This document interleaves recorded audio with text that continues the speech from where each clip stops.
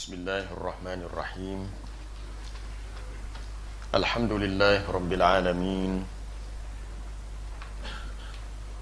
Nahmaduhu wa nasta'inuhu wa nastahdihi wa nastaghfiruh.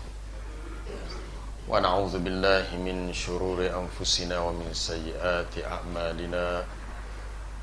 Man yahdihillahu fala mudilla lahu wa man yudlil fala hadiya lahu. Asyhadu an la ilaha illallah wahdahu la syarika lah. Wa asyhadu anna Muhammadan abduhu wa rasuluh.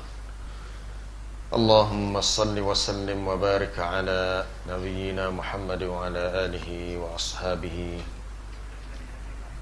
wa man ihtada bihadihi wa istanna bisunnatihi ila yaumiddin. Rabbi shrah li sadri wa yassir li amri wahlul 'uqdatam min lisani yafqahu qawli. Allahumma 'allimna ma jahilna wa anfa'na bima 'allamtana. Allahumma zidna 'ilma. Amma ba'd. Para jemaah muslimin muslimat yang dirahmati Allah, untuk siri yang kedua daripada perbincangan Kitab Tauhid, minggu lepas kita telah masuk fasal yang pertama, muqaddimah, berhubung dengan ta'rif akidah dari segi lughatan dan juga syar'an. Jadi untuk pagi ini kita masuk fasal yang kedua, muka surat 6, sumber-sumber akidah yang benar dan manhaj salaf dalam mengambil akidah.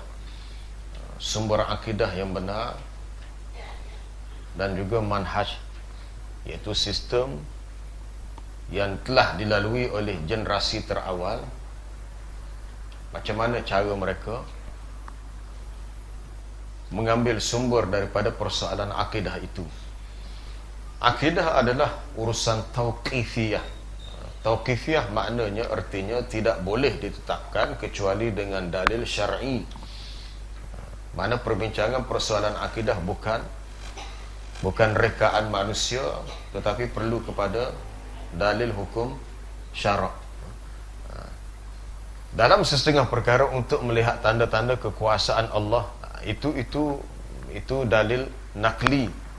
Itu dalil nakli, melihat kepada apa yang Allah Ta'ala ciptakan di alam ini, semua makhluk yang wujud. Tetapi apabila masuk persoalan yang berkenaan dengan rukun iman, untuk tafsili perincian satu persatu, maka ia perlu kepada dalil syar'i, sebab ia melibatkan soal beriman kepada perkara yang ghaib. Beriman kepada perkara ghaib, sesuatu yang tidak boleh diukur, tak boleh disukat, atau tak boleh, orang Kelantan kadang tak boleh nak cekera sendiri setara mana dengan akal kita. Nak agak-agak tak boleh, maka perlu kepada dalil yang dinukilkan daripada ayat-ayat Quran ataupun daripada hadis-hadis yang sahih. Tidak ada medan ijtihad. Medan ijtihad mana tak boleh berijtihad dalam masalah akidah. Ini bukan persoalan fiqh yang melibatkan hukum amalan, ini soal pegangan. Dan berpendapat di dalamnya, tidak ada medan ijtihad, dan berpendapat di dalamnya terbatas kepada apa yang ada dalam Al-Quran dan As-Sunnah. Persoalan akidah mesti diambil daripada dua sumber ini. Sebab tidak ada seorang pun yang lebih tahu, yang lebih mengetahui tentang Allah Subhanahu wa Ta'ala, tentang apa-apa yang wajib baginya dan apa yang harus disucikan darinya, melainkan Allah Subhanahu wa Ta'ala sendiri. Dia lebih tahu tentang dia, bukan kita. A antum a'lamu amillah, adakah kamu yang lebih tahu ataupun Allah? Sebab itu di antara dosa yang sangat besar selain daripada syirik adalah mengatakan sesuatu kepada Allah dalam perkara yang kita tidak ketahui. Boleh rujuk dalam ayat 23 surah Al-A'raf, Qul innama harrama rabbiyal fawahish ma zahara minha wa ma batan. Katakanlah bahawasanya Tuhanku mengharamkan perkara yang keji, sama ada yang zahir ataupun yang batin, yang tersembunyi. Termasuklah wal baghya wal Qul innama harrama rabbiyal fawahisha ma zahara minha wa ma batana wal ithma wal baghya bighairil haqq. Perbuatan dosa, perbuatan melampau, keterlaluan yang tidak benar. Wa an tusyriku billah ma lam yunazzil bihi sultana, bahawa kamu menyekutukan Allah dalam perkara yang kamu tidak ada hujah, tidak ada ilmu. Dan akhir sekali, wa an taqulu 'ala Allahi ma la ta'lamun, bahawa kamu mengatakan terhadap Allah perkara yang kamu tidak tahu.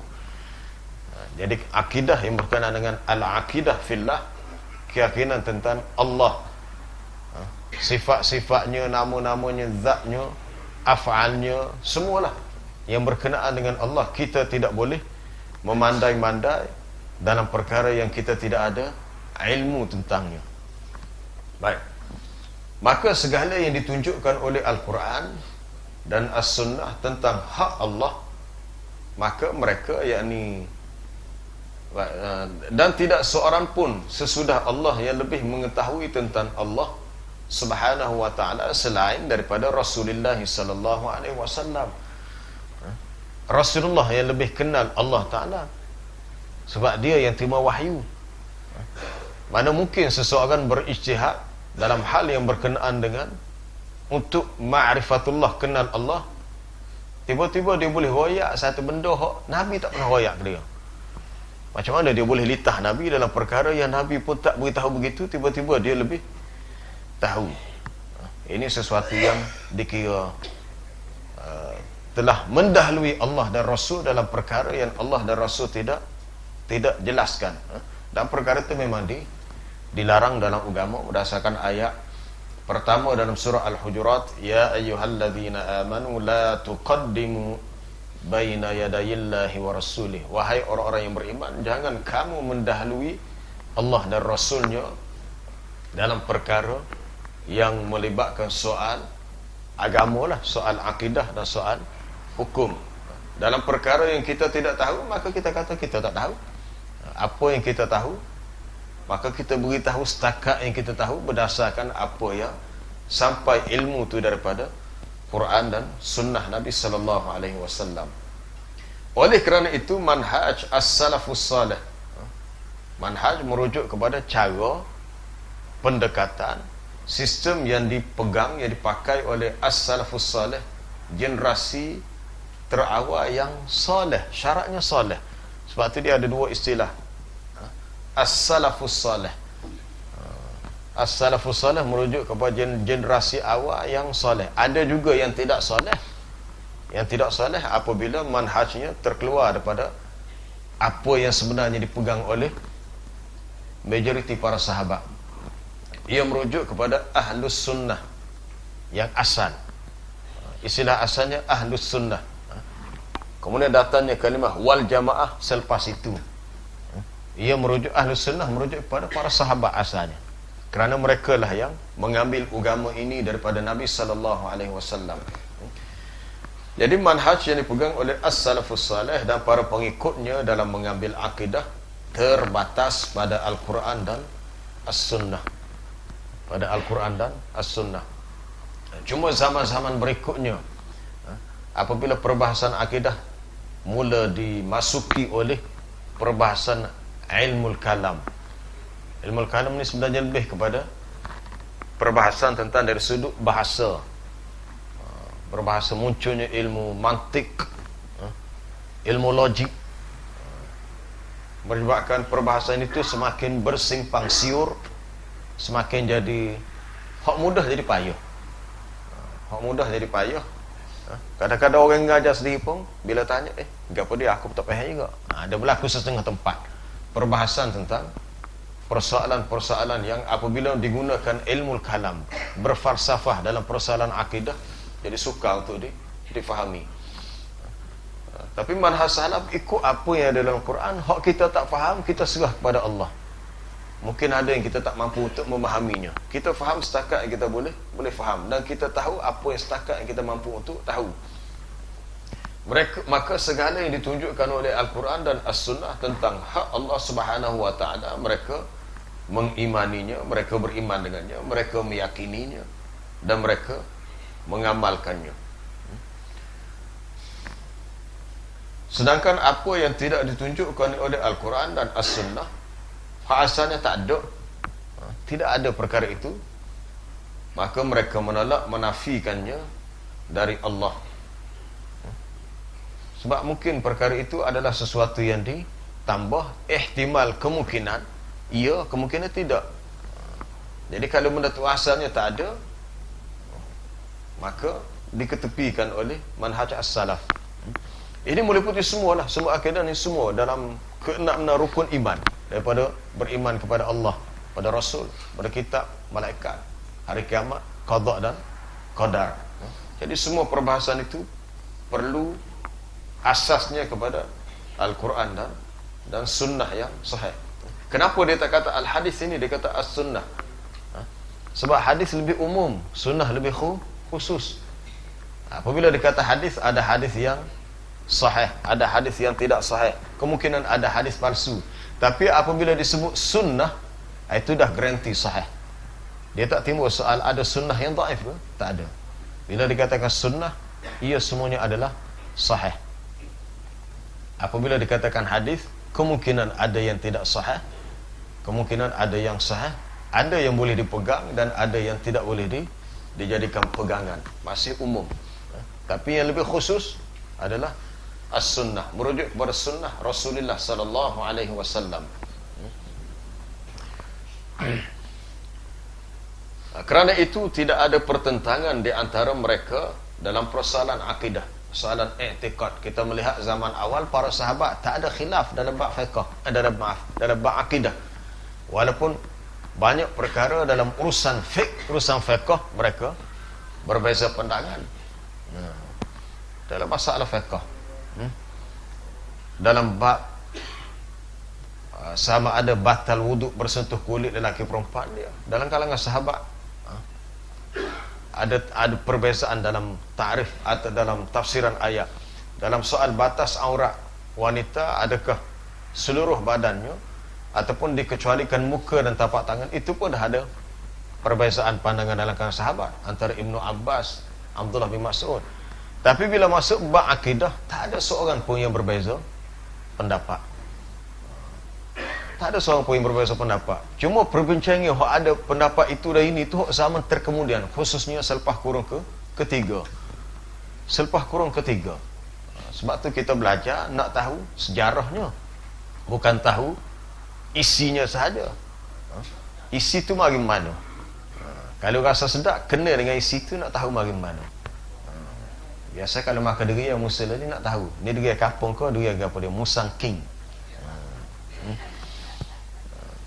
Tapi tak apalah, itu bab dunia soal makan. Tapi kalau bab agama, maka lebih utama untuk kita tahu sumbernya, puncanya.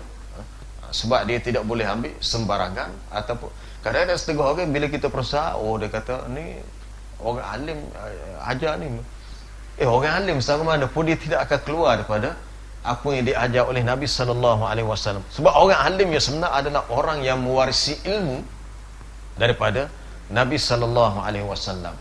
Jadi kalau ada sesuatu fakta, maklumat dalam agama yang dia sendiri tak boleh beritahu, adakah benar-benar bersumberkan daripada Nabi sallallahu alaihi wasallam, Quran dan sunnah, maka walau alim setahu mana dia sekalipun, kita tak boleh terima. Itu yang dipesan oleh Imam Malik. Kullu ahadin yu'khadhu aw yutraku min kalamihi. Setiap orang boleh kita ambil atau boleh kita tinggalkan kata-katanya, pendapatnya, apa-apa yang datang daripadanya, illa sahibah hadzal qabr, kecuali tuan punya kubur ini. Imam Malik ni Imam Darul Hijrah. Dia tidak merantau ke tempat lain, dia lebih banyak tinggal di Madinah. Jadi dia mengajar di Masjid Nabi. Maka dia mengatakan setiap manusia kita boleh ambil apa yang disebut dan kita juga boleh tinggalkan, kecuali tuan punya kubur ni maksudnya kepada Nabi sallallahu alaihi wasallam. Setiap yang sahih daripada baginda mesti diambil, memang mesti diambil. Itu berdasarkan kepada ayat falyahdharil ladzina yukhalifuna an amrihi an tusibahum fitnah aw yusibahum azabun alim, di akhir surah An-Nur. Maka berilah peringatan yang tegas, yang keras kepada orang-orang yang menyalahi akan urusan yang Nabi beritahu. Alladzina yukhalifuna an amrihi, Nabi beritahu begini, dia buat begitu. Nabi kata macam ni, dia buat macam tu. Jadi tak serupa. Bila tak serupa, orang sebegini peringatkan kepada mereka bahawa mereka akan ditimpa dengan fitnah. Fitnah dengan suatu ujian yang berat ataupun azab yang pedih. Sebab dalam urusan agama perlu jelas kita punya manhaj, laluan kita tidak boleh dalam keadaan sama-sama dan kabur. Ada setengah perkara yang kita boleh combine antara dalil nakli dan akli. Ada setengah perkara memang tak boleh.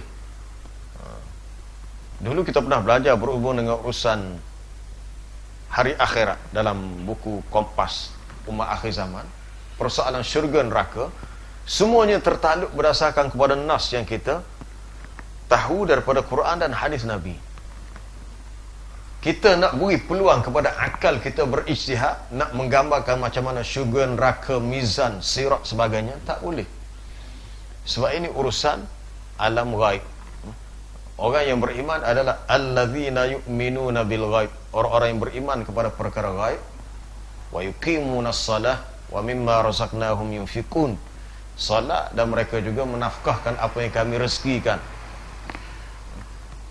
Dan sesiapa yang berada di atas cara beragama yang sebegitu, ulaika ala hudam mir rabbihim, itulah orang-orang yang berada di atas petunjuk daripada Tuhan mereka.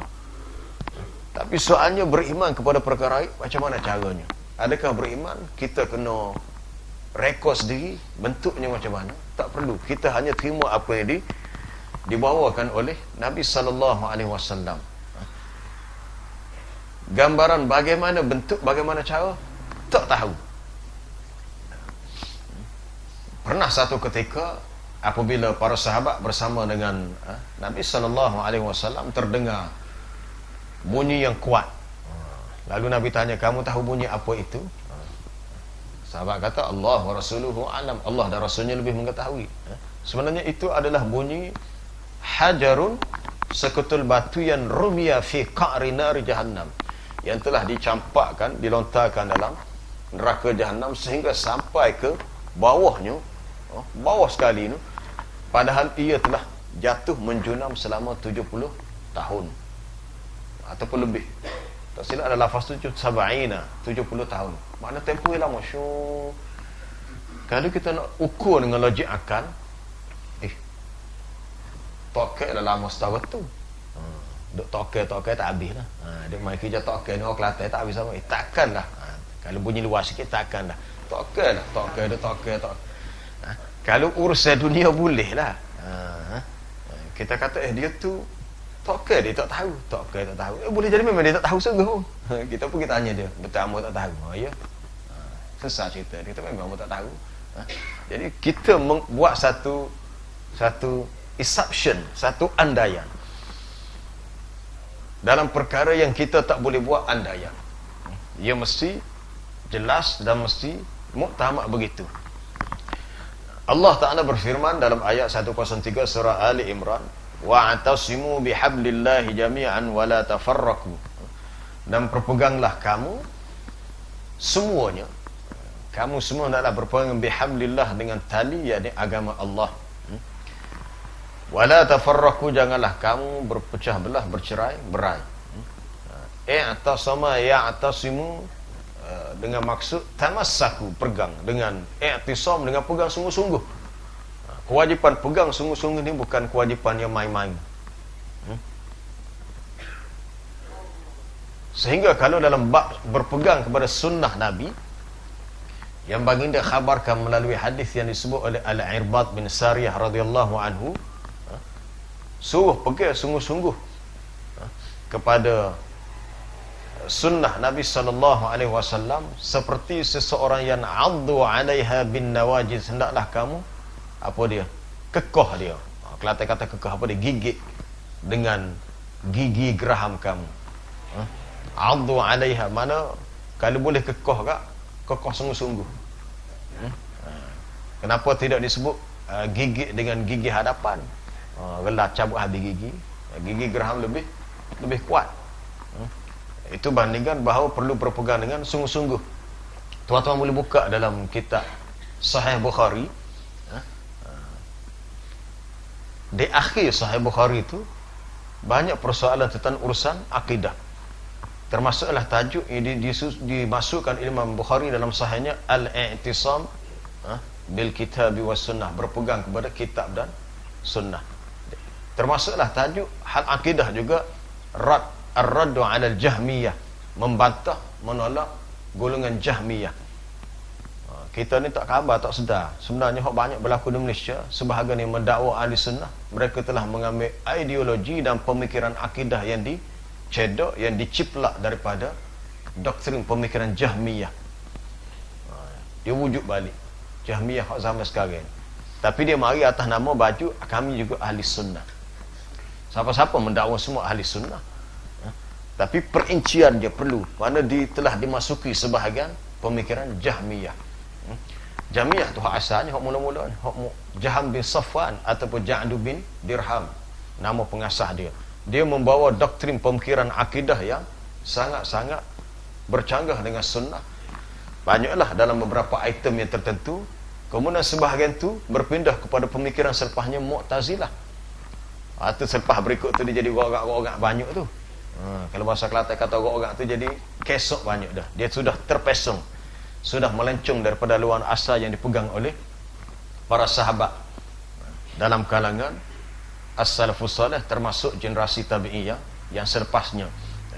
Dia benda ni berlaku ni selepas berlaku apa dia, peristiwa fitnah yang besar, pembunuhan terhadap sahabat Nabi Uthman ibn Affan radhiyallahu anhu.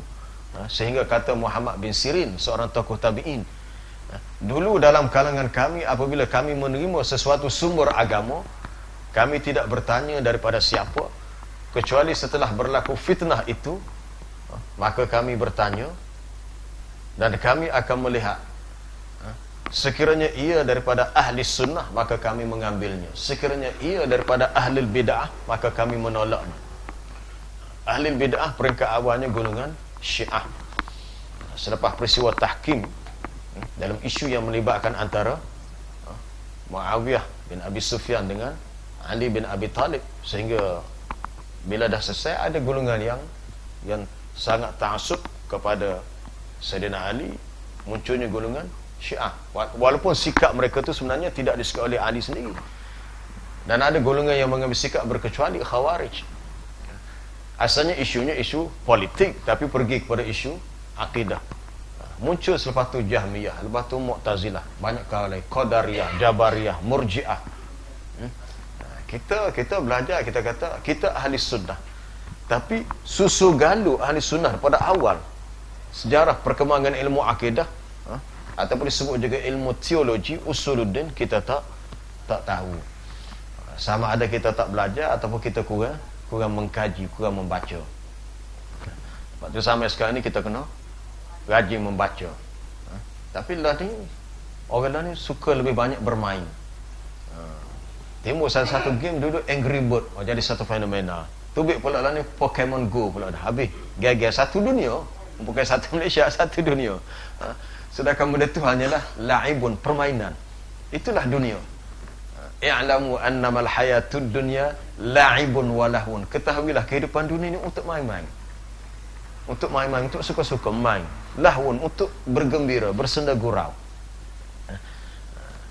Apatah lagi ia dunia yang melekakan.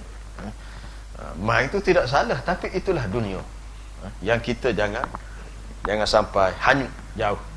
Baik. Di sini Allah Ta'ala suruh kita berpegang sungguh-sungguh dengan agamanya. Dalam ada setengah riwayat hadis sebut hablillah, tali Allah merujuk kepada Quran. Al-Quran adalah hablullah al-matin, tali Allah yang kukuh. Tali ini gambaran kepada adanya hubungan antara makhluk, iaitu manusia, dengan Allah sebagai khalik, sebagai pencipta. Kemudian dalam ayat lain, فَإِمَّا يَأْتِيَنَّكُمْ مِنِّي هُدًى فَمَنِ اتَّبَعَ هُدَايَ فَلَا يَضِلُّ وَلَا يَشْقَى. Jika datang kepada kamu petunjuk daripadaku, maka barang siapa yang mengikuti petunjukku, maka dia tidak akan sesat dan tidak akan celaka. Tahu kau cerita dia ni? Kita baca ayat ni ya, ayat 1, 2, 3. Cerita dia ni sebenarnya cerita tentang Nabi Adam dan isterinya Hawa. Cerita ni setelah Adam dan isterinya dikeluarkan daripada syurga, kulnah bitu minha jami'a. Itu ayat awalnya. Kulnah bitu, kami berkata, kamu semua turunlah daripada syurga ini. Merujuk kepada Adam dan Hawa. Boleh rujuk balik. Ayat ini menceritakan kesudahan daripada kisah setelah Adam dan Hawa dikeluarkan daripada syurga. Maka Allah Ta'ala berpesan, jika datang kepada kamu, wahai manusia daripada keturunan Nabi Adam lah, apa yang datang? Hudan, petunjuk. Petunjuk tu datang minni, daripada aku, kata Allah. Maka sesiapa yang ikut akan hudaya, petunjukku, dia tidak akan sesat dan tidak akan celaka. Petunjuk merujuk kepada maksud cara beragama,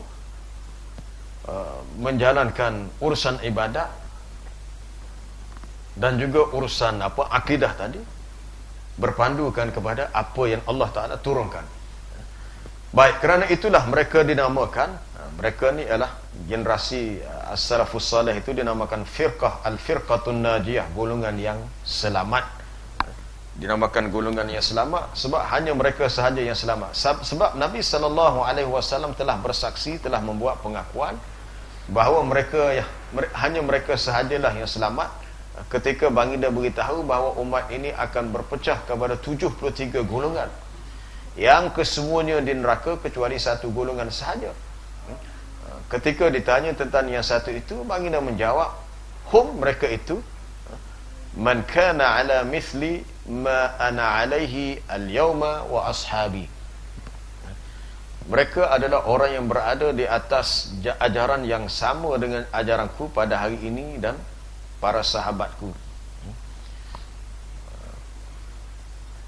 Dia awal hadis ini menceritakan tentang perpecahan yang berlaku dalam kalangan umat terdahulu. Iftaraqatil yahud ala 71 firqah. Yahudi telah berpecah kepada 71. Kalau nak kata banyaklah 71. Waftaraqatin nasara ala 72 firqah. Nasrani pula berpecah kepada 72. Tambah so, tadi 71, Nasrani 72. Wa sataftariqu ummati ala 73 firqah. Dan umatku akan berpecah kepada 73. Cuma penambahan lafaz kulluhum finnar illa wahidah, semua dalam neraka kecuali satu. Itu ada perbahasan dalam ulama, adakah ia penambahan yang sahih dalam matan, sebab dia banyak riwayat dalam Sunan Abu Daud banyak. Dan hadis ini memang dibahas secara khusus oleh Dr. Yusuf Qardawi dalam kitab dia As-Sahwatul Islamiyah Bainal Ikhtilaf Al-Mashru' wa Tafarruq Al-Madhmum. As-Sahwatul Islamiyah, kesedaran Islam antara perselisihan yang dibenarkan dan perpecahan yang tercela. Di antaranya dibahas tu hadis ni. Jadi apabila Nabi sebut 73, sebahagian ulama bahas 73 ni siapa dia, maka dibuat pembahagian. Syiah berpecah kepada sekian-sekian puak, Mu'tazilah kepada sekian-sekian puak, Khawarij kepada sekian-sekian puak, campur-campur semua jadi 72. Tinggal lagi satu ni yang selamat.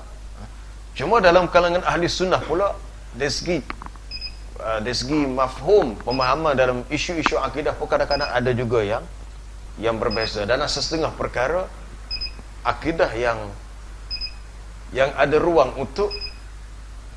untuk ulama berijtihad. Sebab ini urusan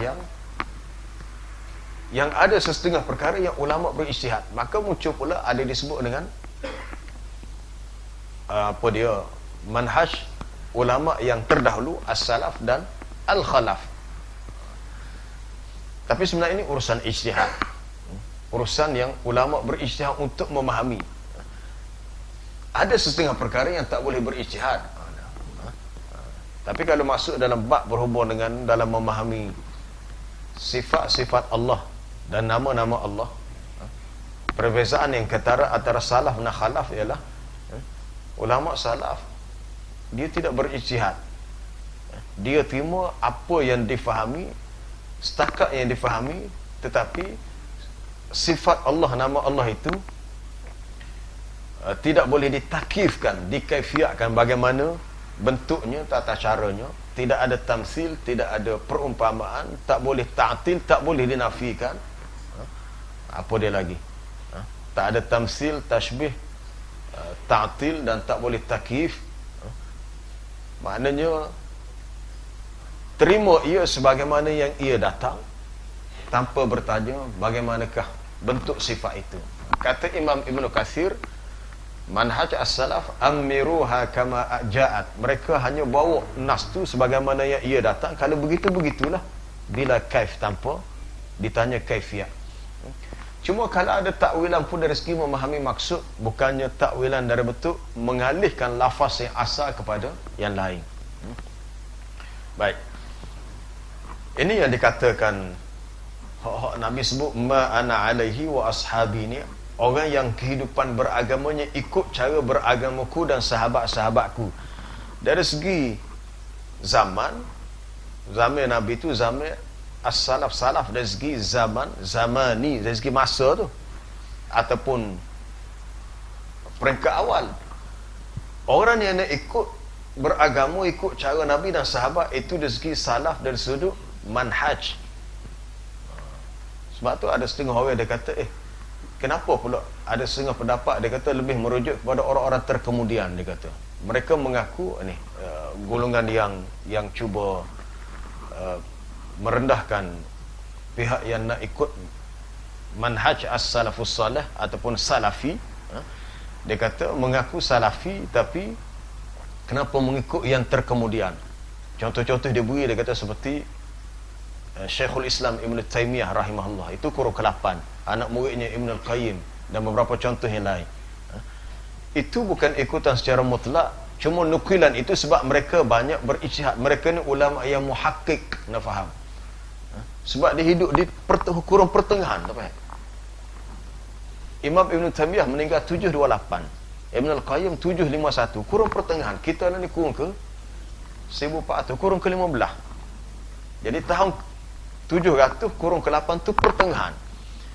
Jadi urusan yang berlaku dalam kehidupan umat Islam, dalam isu-isu agama, mereka lebih banyak membuat kembali tangkih, tahzib, penyaringan, penapisan, untuk dibezakan mana yang perlu diikuti, mana yang tidak. Itulah. Tapi sebenarnya manhaj mereka lebih kepada as-salaf. Walaupun mereka itu sendiri hidup pada zaman yang terkemudian, kurun yang pertengahan, kurun ke-8. Tapi kedua-dua contoh tadi seperti Imam Ibn Al-Qayyim, Imam Ibn Taymiyah rahimahullah, mereka lebih cenderung kepada Imam Ahmad bin Hanbal, yang merupakan anak murid kepada Al-Imam Syafi'i. Imam Syafi'i anak murid kepada Imam Malik. Kesemua mereka itu hidup pada zaman as-salaf. Zaman salaf ni zaman yang disebut sebelum masuk kurun ke-4. 3 kurung yang terawal. Kurung pertama, kurung kedua, kurung ketiga. Baik. Kebenaran sabda Nabi dalam hadis ni telah terbukti ketika sebahagian manusia membangunkan akidahnya di atas landasan selain daripada Alkitab dan As-Sunnah. Cukup peliklah kalau orang faham bab akidah, tiba-tiba sepatah rambut tak sebut ayat Quran. Ataupun bercakap bab akidah, tak sebut sepatah pun apa yang Nabi sebut. Macam mana seorang ustaz yang boleh mengajar urusan akidah untuk orang manusia kenal Allah tidak sama dengan apa yang sahabat belajar daripada Nabi SAW. Kadang-kadang setengah pendekatan yang digunakan bila kita memikir, payah nak faham. Terfikir, beginikah cara Nabi ajar kepada sahabat, dan beginikah cara yang sahabat terima daripada Nabi? Adakah sepayah ini? Sebenarnya perkara itu sangat mudah. Apa yang Nabi ajar sebenarnya sangat mudah. Selama 13 tahun untuk menanamkan keyakinan akidah, perkara pokok yang dalam akidah, perkara pokok apa dia? Perkara pokok adalah wahdaniyatullah, keesaan Allah tu. La ilaha illallah wahdahu la syarika lahu. Wahdahu. Hak Nabi nak ajar kepada sahabat nak buang pemikiran syirik orang-orang jahiliah di muka hak payahnya untuk kembali mentauhidkan Allah. Bukan soal untuk ajak mereka beriman kepada Allah. Soalnya mereka sudah beriman. Secara fitrahnya sudah beriman. Makna dalam minda mereka, dalam pemikiran mereka sudah ada keyakinan tentang siapa Allah. Tapi keyakinan itu hanya terbatas setakat Allah Rabbul Alamin. Setakat itu ya. Sekarang ni Nabi nak ajak untuk mereka yakin la ilaha illallah. Bukan setakat la rabba illallah. La ilaha illallah. Keyakinan yang membawa kepada mereka hanya beribadat kepada Allah, minta kepada Allah, berharap kepada Allah, takut kepada Allah. Dalam bab rezeki juga minta kepada Allah. Tapi setakat Allah Ta'ala dialah yang menciptakan segala makhluk, dialah menciptakan langit dan bumi, tak habis lagi tu. Wala in sa'altahum, jika kamu bertanya kepada mereka, golongan musyrikin yang menyekutukan Allah, tanya kepada dia, man khalaqas samawati wal ard, siapakah yang telah menciptakan langit dan bumi? La yaqulunna Allah, mereka akan kata Allah. Mereka tidak berani untuk mengatakan patung-patung berhala yang mereka sembah itulah yang menciptakan langit dan bumi. Mereka tak kata begitu. Mereka tetap meyakini Allah sebagai pencipta langit dan bumi. Tetapi bila masuk bab ibadat, jatuh kepada syirik. Ni hijau Nabi nak buat ni. Ajak manusia ani'budullaha ma lakum min ilahin ghairuh. Hendaklah kamu sembah Allah, beribadat kepada Allah kerana tidak ada bagi kamu Tuhan selain daripadanya. Apa yang menyebabkan rosak akidah manusia ni? Sebab daripada awal dulu zaman Nabi Adam, kata Ibnu Abbas, daripada Nabi Adam sampai zaman Nabi Nuh, selama 1000 tahun semua manusia dalam keadaan mentauhidkan Allah.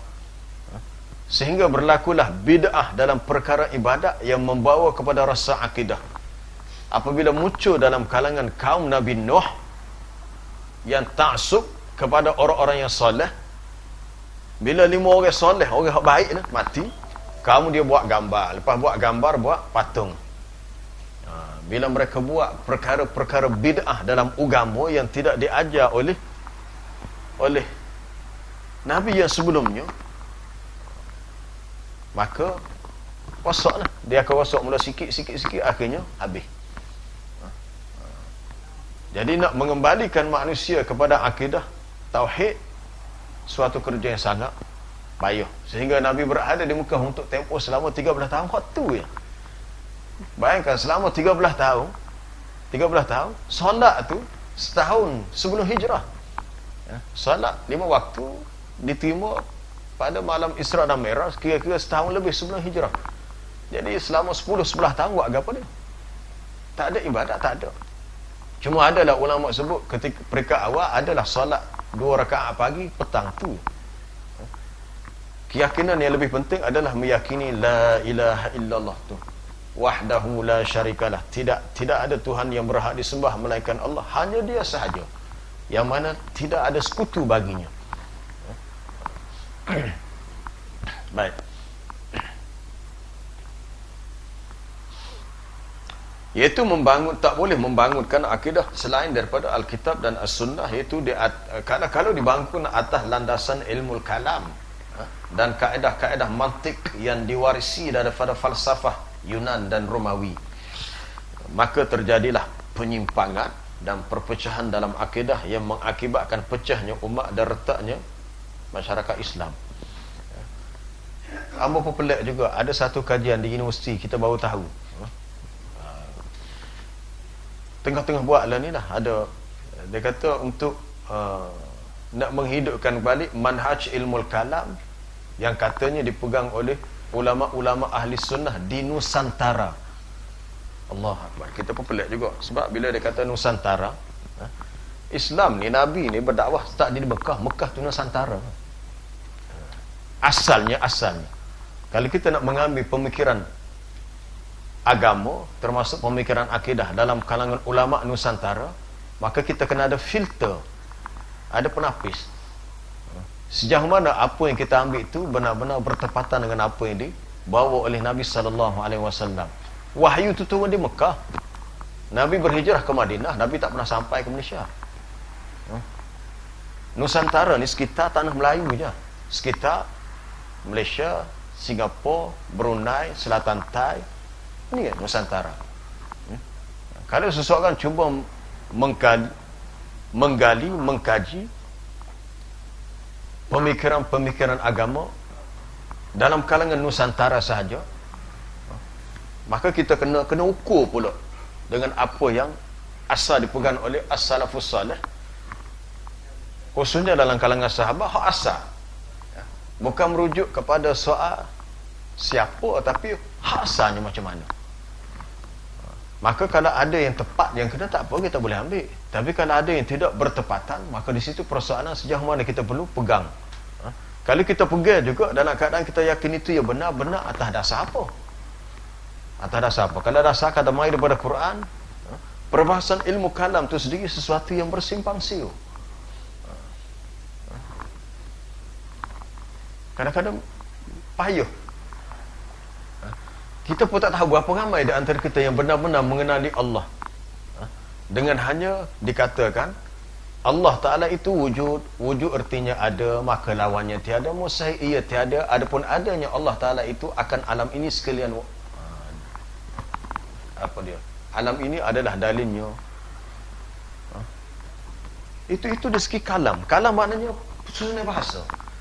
Kita mengaji ni bukan soal bahasa tu, soalnya nak faham. Faham tu yang penting. Bila sahabat faham apa yang Nabi sampaikan, cukup. Yang pentingnya faham. Jadi perbahasan yang bersimpang siur ni dia mari daripada sebab melebihkan kepada kaedah kalam sebenarnya, kaedah kalam. Dia terbawa-bawa, bukan bab akidah saja, terbawa-bawa dalam bab amalan juga. Dalam bab amalan juga. Kadang-kadang kaedah tu disusun jauh sangat, benda hak mudah je nak fahamnya. Kita dalam bab ibadat, kita kata dalam bab ibadat, untuk solat cukup kita dah meletakkan qasak niat nak solat, tak apa dah. Kemudian mari pula perbahasan dari sudut qasak, ta'arud, ta'yin. Adakah perlu setara tu? Adakah perlu setara tu? Adakah perlu kepada sampai Nabi nak ajar para sahabat, kamu nak niat perlu lekat dengan 3 perkara, 3 rukun, qasak, ta'arud, ta'yin. Kita kata ini hanyalah kaedah yang ulama berijtihad dalam menjadi, tidaklah secara tu, tidak secara tu. Niat hanyalah sekadar qasak. Niat ialah fi'lu syai', buat sesuatu, qasdu syai', qasdu syai', niat untuk buat sesuatu muqtarinan bi fi'li, disertakan dengan perbuatan, itu takrifnya. Cukup. Tuan-tuan turun daripada rumah tadi, niat mesti nak solat. Nak solat subuh. Lepas tu lepas subuh ada kuliah, nak dengar kuliah. Itu niat kita. Mungkinlah ada sesetengah dia mari tu mungkin ada niat tidak baik, nak dengar kuliah, nak dengar ustaz ni wayak gapo, kalau ada benda tak kena angin aku nak lapor pada hak lain. Mungkin itu atas niat masing-masing. Niat ni kita tak tahu. Mungkin mari ikhlas, okey nak dengar. Ada mungkin mari sebagai jadi spy. Wallahu a'lam, kita tak tahu. Kita kata sampai sekarang tak jadi spy pun tak apa, dah ada rakaman. Kita boleh apa-apa yang tak kena, okey kita boleh discuss, boleh bincang. Itu atas niat, atas niat. Maknanya niat ni tidak payah. Bukan satu persoalan yang payah. Tapi bila perbahasan tu jadi dah bersimpang siur, kona kau tu, kona kau ni, hak tepat lagi dekat ya. Lepas tu setengah orang kata ni banyak aplikasi canggih, tak boleh percaya sangat. Dia kata guna Waze nak pergi satu tempat. Dia kata dekatnya Waze ni tunjuk jauh pusing. Boleh faham tu. Jadi tidak semua teknologi itu boleh diguna pakai. Bukan semua. Kita pun ikut bila siapa ada jalan dekat rupanya, kena tipu ke dia. Dia kata jalan dekat ada. Teknologi dia ada kelemahan. Dia ilmu kalam ni asalnya mari mana? Asalnya mari daripada pemikiran Yunan. Asalnya perbahasan soal ketuhanan yang mari daripada tokoh-tokoh falsafah yang masyhur seperti Socrates, Aristotle, Plato. Kalau dalam perbahasan ilmu mantik ada disebut Aristotle. Aristotle merujuk kepada Aristotle. Socrates pun ada disebut sampai kepada ada pemikiran kalau buka dalam kamus Marbawi tu, dia ada satu istilah, orang Arab tak ingat orang Arab guna apa istilah. Dia kata bumi ni punca berlaku zilzal, gempa bumi, sebab bumi ni ditanggung oleh satu manusia yang gagah, yang besar. Bila dia gerak kan, gegar bumi. Tu. Mengarut sungguh. Memang benda tu tak ada akidah Islam. Orang-orang Yahudi, dia kata apa dia ni, dalam mentafsirkan perkataan nun wal qalam wa ma yasturun di awal surah Al-Qalam, dia kata nun ni seekor ikan yang besar. Ada pendapat kata begitu, sebab dia merujuk kepada kisah-kisah Nabi Yunus, tapi sebenarnya rujuk ke itu tak ada pertalian pun. Betul lah di akhir surah tadi disebut wala takun kasahibil hut idnada wa huwa makzum, kisah Nabi Yunus. Ada yang kata nun ni jabal muhitun bil ardi, bukit, banjaran bukit yang besar melingkungi bumi. Jadi macam-macam pendapat yang tidak ada asasnya, maka ia termasuk sebahagian daripada Israiliyat. Baik, maka terjadilah penyimpangan, perpecahan yang akibatnya pecahnya umat dan retaknya masyarakat Islam. Puncanya kerana dasar akidah yang tidak diambil daripada sumber yang benar.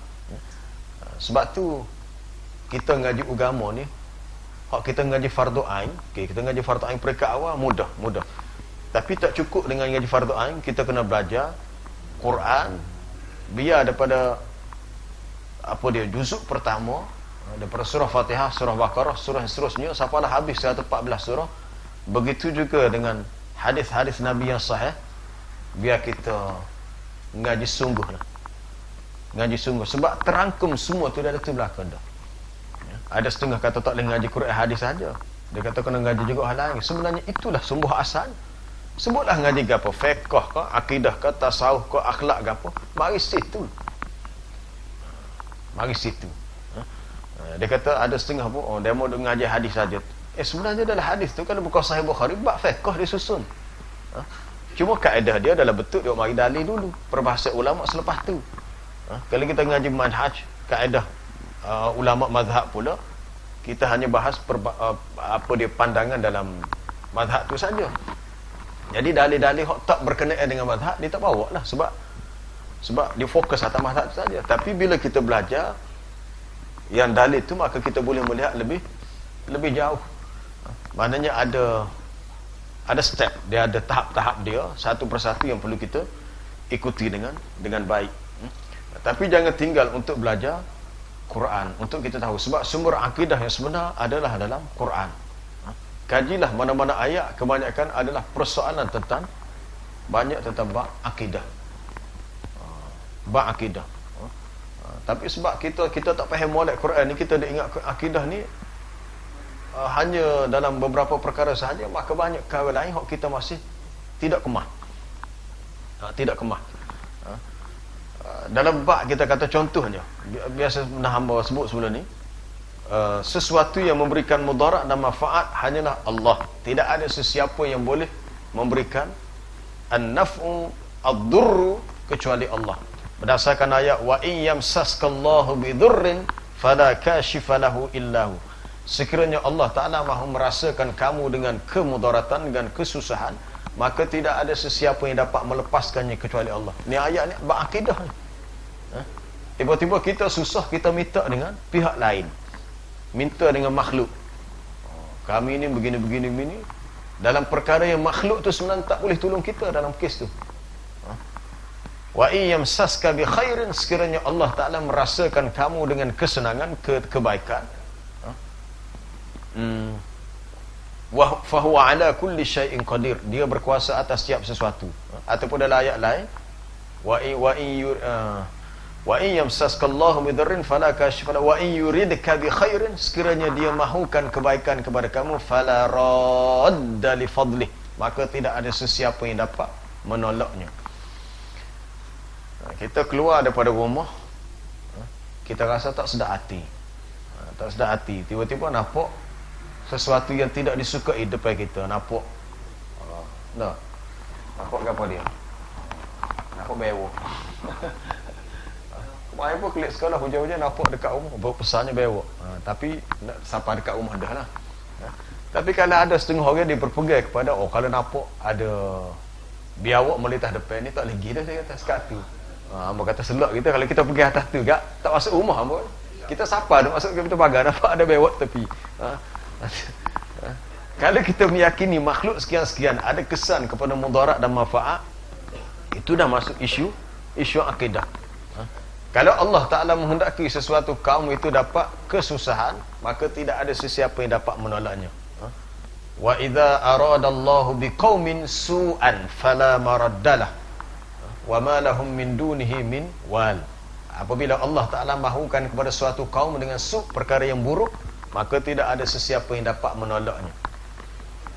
Tidak ada sesiapa yang dapat menahannya.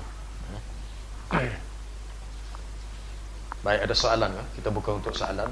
Minggu depan lah kita masuk fasa yang ketiga.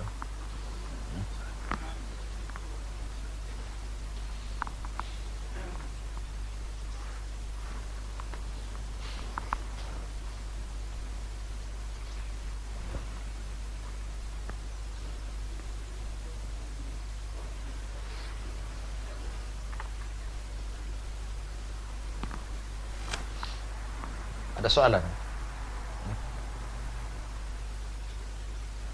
Kenapa orang Melayu yakin sangat dengan warna kuning? Dulu-dulu warna kuning ni dia panggil warna diraja. Dulu-dulu tak, orang-orang biasa tak boleh pakai. Kuning-kuning dia khusus untuk raja. Sekarang ni dah lebih terbuka. Mungkin zaman dulu apa-apa sahaja warna kuning khusus untuk raja. Siapa kalau ada anak-anak kita habis tamat belajar Quran, mak ayah dia pun buat pulut, pulut kuning. Tapi sekarang ni dah pelbagai, ada pulut merah, ada pulut hijau, ada. Ada yang jawab, dia kata pulut kuning ni mudah sebab guna kunyit, dia kata kunyit warna kuning. Tak apalah, sebab alasan kalau kunyit tu tak apalah. Tapi bila ada suatu keyakinan tinggi kepada kepada unsur akidah, i'tiqad, dia kata warna kuning ni ada kuasa sekian-sekian. Tu takut tu. Tu orang. Bila dia yakin bahawa warna sekian-sekian ni ada kuasa gini, dia kata buat pulut kuning lah. Dia kata supaya budak ni lepas habis tamat belajar Quran ni, dia ngaji sekolah pun jadi lebih semangat. Pulut semangat, dia panggil pulut semangat. Meyakini warna kuning tu ada semangat. Atas dasar apa? Kuning ni warna tu makhluk. Warna kuning ke hijau biru ni makhluk. Warna yang Allah Ta'ala wujudkan di alam ni. Tiba-tiba kita meletakkan keyakinan dia ada kelebihan itu tanpa dalil. Dia kata kalau warna kuning lebih semangat. Semudah tu, tapi ramai orang tak perasan tu benda tu. Atas nama semangat. Kita kabarkan dia ada unsur-unsur animisme. Tahu tak istilah animisme? Kepercayaan orang Melayu kepada semangat, kepada roh. Mana roh-roh gaib ni ada kuasa, boleh bantu, boleh tolong. Jadi sebab tu masih ada setengah orang Melayu percaya dia seru tu untuk roh tu, untuk seru tu jadi syirik tu. Sebab tidak boleh kita seru, kita minta kecuali dengan Allah.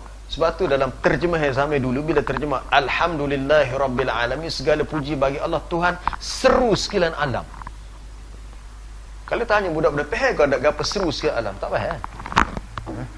Seru menunjuk kepada semua makhluk meminta, berdoa, menyeru kepada Allah. Bila seru kepada yang lain, dia jatuh pada syirik lain. Tak ada soalan? Tak ada. Kita berhenti setakat ni lah. Subhanakallah bihamdika asyhadu an la ilaha illa anta astaghfiruka wa atubu ilaik. Wassallallahu wasallam ala nabiyyina Muhammad wa ala alihi wasallam. Alhamdulillahirabbil alamin.